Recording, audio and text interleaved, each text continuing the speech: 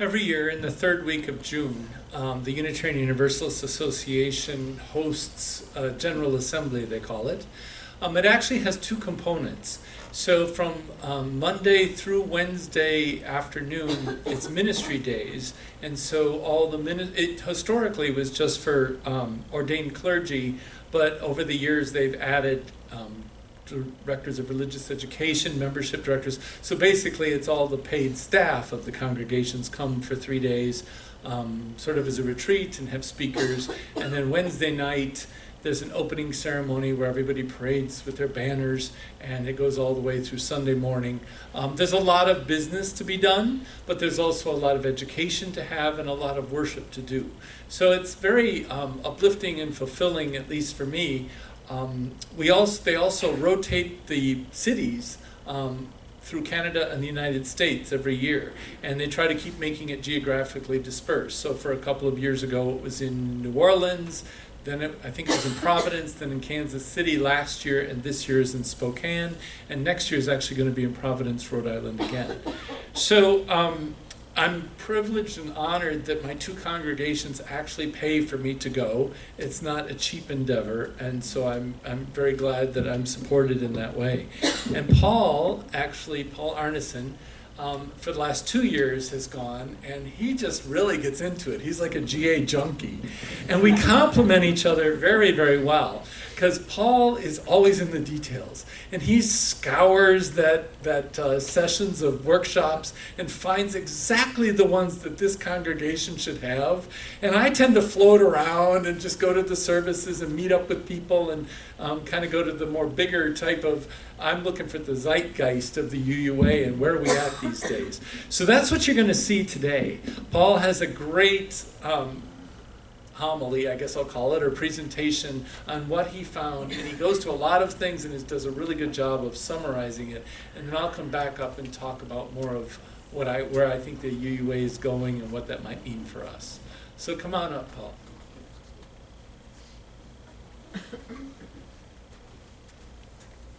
So I think I'll just use this mic. Oh, sure. Maybe that's I'll better. just see how that works. You might need to adjust the camera, Jeff. Okay. Well, I really enjoyed that youth presentation. Now that was without any practice, so now we'll see about another one without practice. I do want to comment on that hymn 1028. You know, I actually heard that at the GA, and even though Jim says I didn't, you know, and I sat near the orchestra actually when they played that. Okay. And I walked right afterwards. I walked up to the orchestra, and the person playing the piano. I said, "What was the number of that hymn?" And she looked at me kind of like I really should know, and she said 1028. So I'm sure I heard it. Okay. I checked every recording. I couldn't find it. Anyway. So Reverend Jim asked me to share my impressions in 10 minutes. So I'll try to summarize the 5 days in 10 minutes if I can here. My descriptions of the event and the speakers come from my notes. And sometimes, as I think you know, I do not hear well, and I'm often accused of not listening well. So bear that in mind when I go over this. The people at GA looked a lot like the people sitting here this morning. They were older, but interesting. There were many high school and college students that attended also. And everyone was there to learn, sing, and worship under the theme, the power, possibility, struggle, and joy of we. As Reverend Jim said, a primary objective of GA is to explore the church year ahead and help address this question. In this time of great challenge in our world, what does our faith demand of us? The promise in the confirmation letter sent to me about GA was that the experience would be joyful, challenging, and exhilarating. It exceeded those goals. And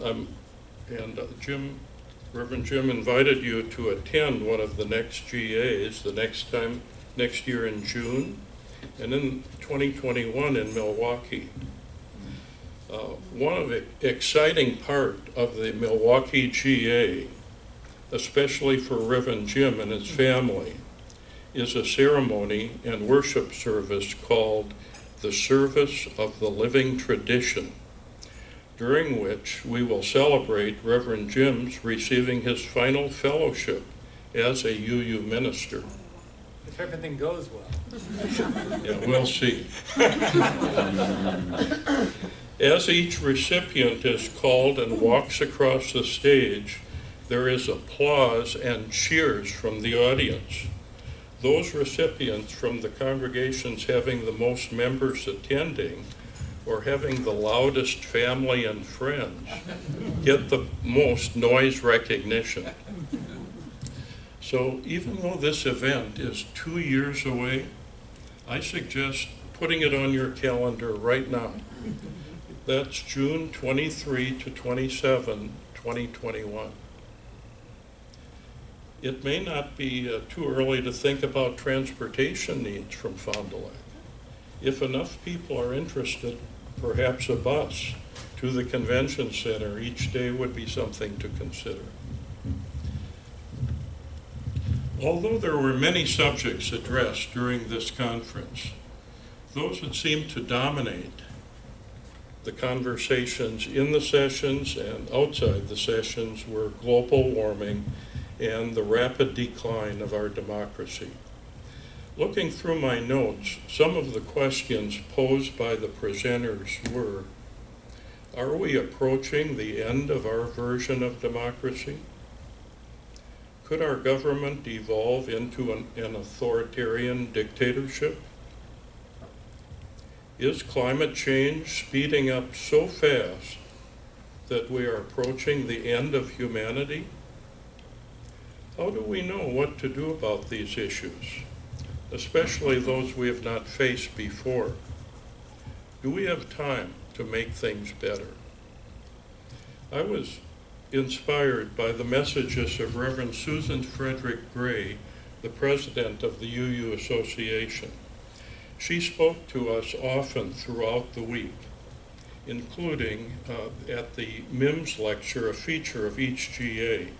This year it was on the topic, White Supremacy in the Age of Trump, Liberal Religion and Populism. In this and her other comments, she discussed how Unitarians must respond to this age of Trump. She said that we must be bold truth tellers, that we must choose to have courage, that this is not a time for a casual faith, that this is no time to sit on the fence, that this is no time to go it alone if we are to unlock the power of our community. We need audacious leaders and audacious communities in these times. We need to be protectors of our democracy. This is a time to stay connected with our local community. This is a time to help our local community prepare for the next election. This is a time to make congregations voter registration centers. One can often judge an organization by who they honor at conventions such as this one. At this GA, a writer, Rinko Sen, was there to receive the 2019 Human Rights Leadership Award from the USC. In 2011, her investigative report on how deportations of parents were leading to the placement of thousands of children in foster care really changed the immigration debate.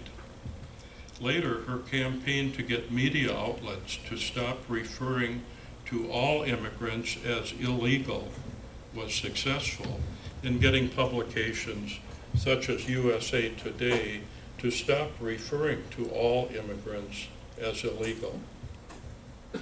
Some of her advice to the audience regarding ways to respond to Trumpism and those who deny climate change were: experiences, not data, moves people to consider change. The human brain likes stories. Without stories that people remember and accept, people will not act. True storytelling should not overly rely on data. If we are to beat Trump, we need more than a list of his lies. We need stories that educate and inspire.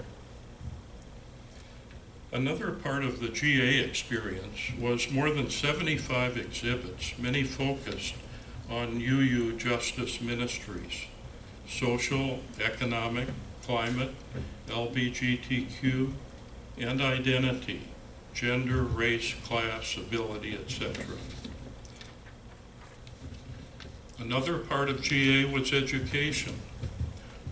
Of the over 100 education events, those I chose to attend were a pathway to membership, growing your church, economic justice in the Green New Deal, the power of deep listening, which I really needed, white supremacy today, mobilizing for climate and environmental justice, building community with OWL for older adults, the new UU Mental Health Network, 7 practices for effective board functioning, best practices for church finance leaders.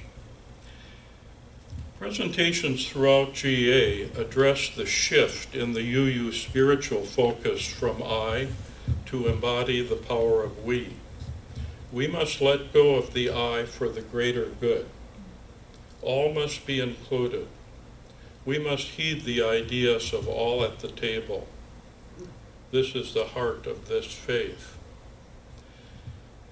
The power of we concept was highlighted in the Where lecture, a major lecture feature at each GA.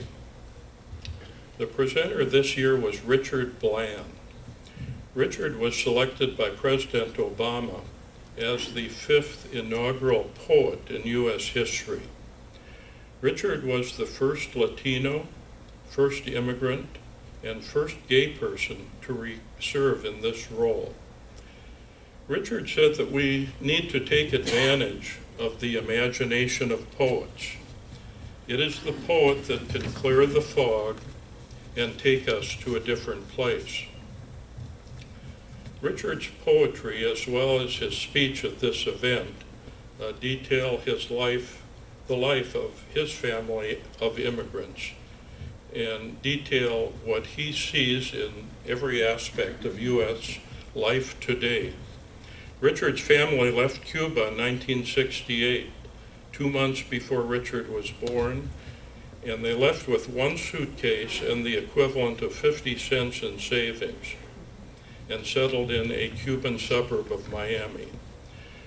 Richard had an interest in poetry starting in grade school, but he excelled in science and got an engineering degree while continuing his pursuit of poetry. His latest book, which I have up here, How to Love a Country, has poems that reflect many facets of life in the U.S. today.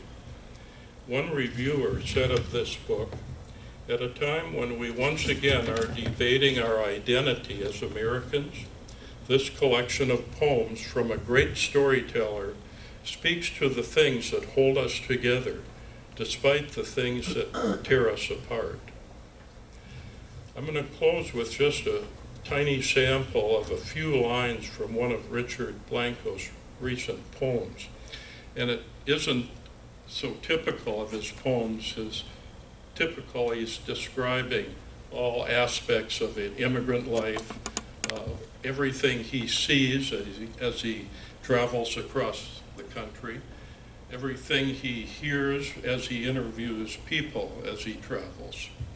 So this is a little bit of an exception, but he does write poems on current events and what's in the news cycle. So this poem, Dreaming a Wall, is a commentary on someone that some of you might recognize. He hates his neighbor's flowers, claims his are redder, bluer, whiter than theirs, believes his bees work harder, his soil blacker. He hears birds sing sweeter in his trees taller and fuller too, but not enough to screen out the nameless faces next door that he calls liars, thieves who'd steal his juicier fruit, kill for his wetter rain and brighter sun. He keeps a steely eye on them, mocks their too cheery colors of their homes, too small and too close to his own, painted white, with room to spare. He was good. He was a great closing special lecture. Thank you, Paul. We'll have you back up for questions in a minute.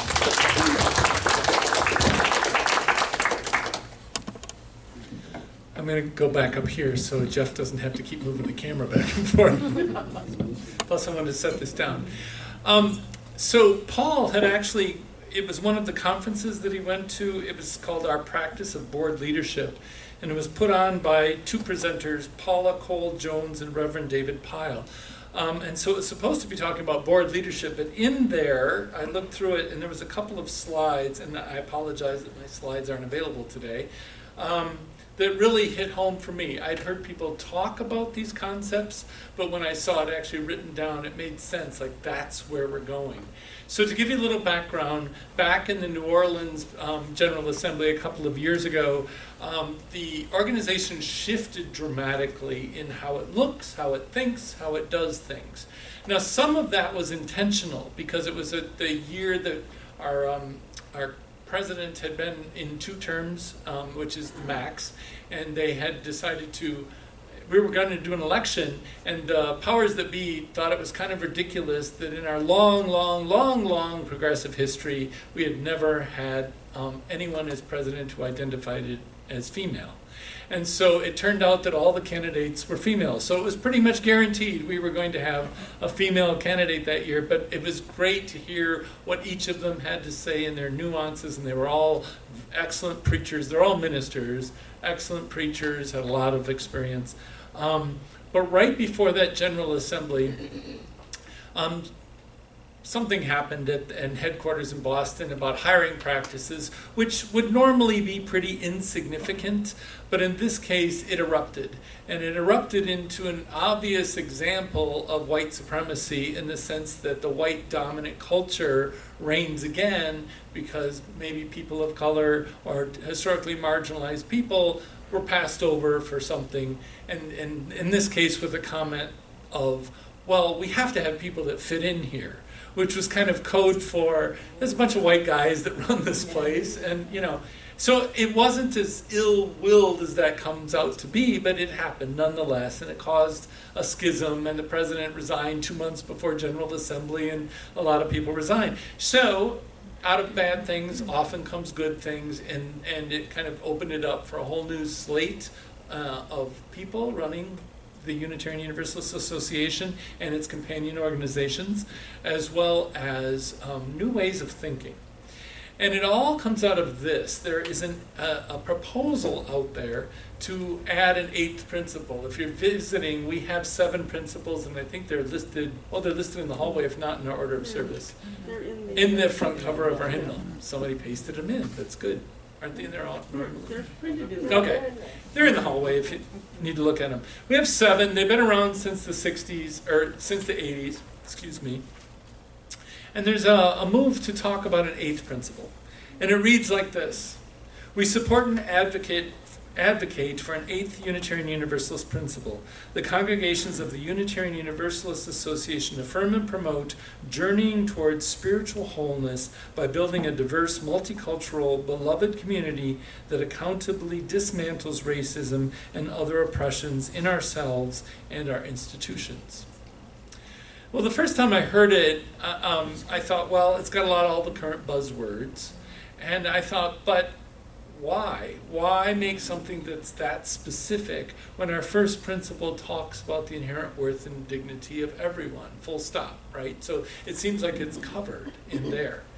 And then there's a slide where I wasn't at the presentation, Paul was, but it hit home to me suddenly, and I, again, apologize that it isn't up there on the screen, but they said this way, that the dominant culture, monoculture, which kind of we look like in this room, and it's indicative of the Unitarian Universalist Association in many aspects, we have a paradigm that the Unitarian Universalist principles are at the center. And there's a belief in the inherent worth and dignity of the individual, right? And so that makes a lot of sense, because we, I think, all believe that we should fight for the inherent worth and dignity of individuals. We believe that we have worth and dignity, and we offer that to each other in this room and throughout the country, and hopefully throughout the world. It's the core of what we are. But if you're going to do it truly from a multicultural lens, then the paradigm's slightly different. And it's the beloved community is at the center of the Unitarian Universalist principles. And so that sounds kind of like, well, what are you doing, Jim? That's just mincing words, right? But it's subtle. So one of it's kind of in your head, like, I can believe that you all have inherent worth and dignity, and it's cool that we can come in this community of liberal religious thinkers and get along with each other. But beloved community is meant to be different. It's meant to be a little rougher. It's meant to be a little edgier. It's meant to challenge you. And so what this is saying, beloved community, would be, well, not only do I acknowledge that you have inherent worth and dignity, I actually always want you in the room. And I want to hear your perspective, even though it might be completely different than mine. I want to hear the way you approach the world, even though it might be slightly different than mine. And I have to be able to accommodate that. And I'd hate to use the word accommodate, because I actually want to celebrate that and what that means. And so I've thought about that, and if you're looking at the Unitarian Universalist Association today, the people on the stage look and sound very different than when I first started going to GAs about 7-8 years ago. White guys like me are clearly in the minority up there, and they've really had a focus on taking the historically marginalized folks. So either that's people of color or LGBTQ or people with different abilities and those kinds of things that have been kind of at the edge, at the margins of the organization, and brought them to the center. And it's amazing. I mean, there's different ways of doing things. One of the things, everything is a co-something. There is no one leader. I didn't realize that that's really part of white culture, is to kind of have the leader and all the minions below and all this kind of stuff. Everything is co-president, co-chair. There's no committees. It's advisory groups. I know what's in a word, but I mean, it's all about bringing as many people and opinions in as possible. And I noticed this in one of the meetings with the ministers earlier in the week. We had to vote on something that was changing in our bylaws. And they purposely didn't use Robert's Rules of Order and moved to more of a consensus framework. And so in this framework, the whole idea is that everyone gets to speak. That there's no time limits, you can't call the question and all that kind of thing. Which it takes longer. And chill out, people. I mean, it's basically, that's what it means. It's beloved community, that everybody has a chance. And it pulled me back to the New Orleans GA when I was sitting in a plenary session, and people wanted to speak, and you know the rules, someone called the questions, so we were done, and someone protested a comment in it, and there was a young African-American man at the microphone was leading the session. And he made this without any emotion or anything. He said, Robert's Rules of Orders are designed for efficiency. It doesn't mean they're fair. And I'm like, whoa, never thought about that because of the culture I come from, right? And so that's just one example of how things are shifting. Another is the sense of time. Now think about it. How often have you heard derogatory comments like, well, that's Mexican time, that's Indian time, that's black time, right? Well, what does that say? There's white time and then there's everything else, right? And we all know that it often, or my experience, I shouldn't say we all know, that's really bad. But my experience is that often if things start late or people come late to things, it's because people ran into somebody and they're building that community and they're talking about how their dog was or how their family is, and they just didn't quite get to that meeting exactly punctually on time. And I didn't realize how much of a white culture that kind of is. And so it's just all these little subtleties are shifting in the Unitarian Universal Association, which I, as a white guy, I feel like, I'll be honest with you, I'm being pushed out a little bit, but that's called white fragility, and I'm feeling it. I got it. So it's okay. You know, and I have some white guy friends, ministers, who are feeling the same thing, and I said, wait a minute, we've been in charge for centuries. Big deal if we sit back and let other people that we know and love and trust, or we say we do, be in charge. And let's see where that's going. So it's an exciting time, in my mind, to be part of the Unitarian Universalist Association. In my opinion, I don't think there's very many denominations that are willing to rip themselves open like that and say, we're going to reinvent the wheel and we're going to do it live and come out on the other end in a very different organization, one that lives up to the values that we say we should be living up to. So that's really what I wanted to close with, and we can do some questions. I guess we're running out of time. So maybe we should flip to the closing hymn, and people can get coffee and cake and come back. And Paul, if you can stay, we can answer some questions, because I really want you to see this last hymn. So thank you very much for coming today. So as Jeff turns it around, he's going out live to the streaming of, like I said, this is Sunday morning, the final worship